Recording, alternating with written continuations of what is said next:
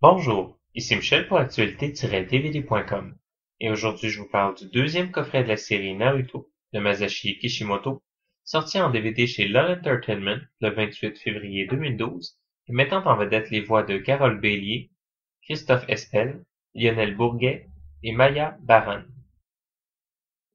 Le coffret reprend au milieu du combat en cours, à la fin du premier coffret, et raconte par la suite les premières épreuves de l'examen qui permettra à Naruto de devenir Chunin.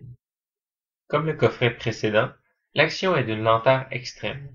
Pour être plus précis, le combat dans lequel on retrouve Naruto au début du premier épisode de ce coffret dure depuis l'épisode 12, situé dans le premier coffret, et dure jusqu'à l'épisode 19, soit le quatrième épisode de ce coffret. On passe donc 8 épisodes sur le même combat, sans qu'il n'y ait énormément d'action.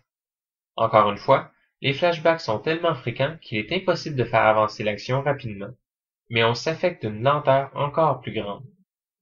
À la fin du combat, on commence à entrevoir une certaine forme, où les personnages ne sont plus présentés comme bons ou méchants, mais comme des outils ou des armes de combat. On comprend pendant un court instant que les personnages ne sont pas réellement ennemis, mais qu'ils doivent se battre quand même. Cet instant n'est par contre pas représentatif des épisodes, et on revient rapidement à la conception classique du bon et du mauvais. La partie sur l'examen des Chunin compose la dernière partie du coffret, mais puisque l'examen comporte 3 épreuves, on ne se rend en 11 épisodes qu'à la moitié de la deuxième épreuve. L'un des épisodes, le journal de l'école de Konoha, est en fait une récapitulation complète des personnages principaux, des actions et de la réalité ninja dans la série. On ne nous apprend absolument rien, et l'épisode complet ne montre que très peu de nouvelles animations.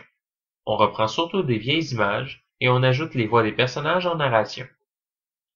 On passe même tout un épisode dans l'entrée d'une salle de classe, où les personnages vont passer 15 minutes à discuter et à se faire donner quelques rares informations.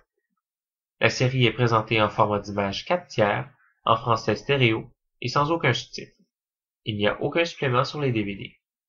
En conclusion, je dirais que les 30 premiers épisodes de la série se basent sur un scénario tellement court et sur tellement de flashbacks qu'il est difficile de croire qu'il s'agisse d'autre chose que d'un produit fait dans le but d'être rentable, ayant juste assez d'attrait pour que les enfants, à qui la série ne devrait pas s'adresser à cause de la violence parfois gratuite, la trouvent attrayante. C'était Michel, je vous remercie et bon visionnement.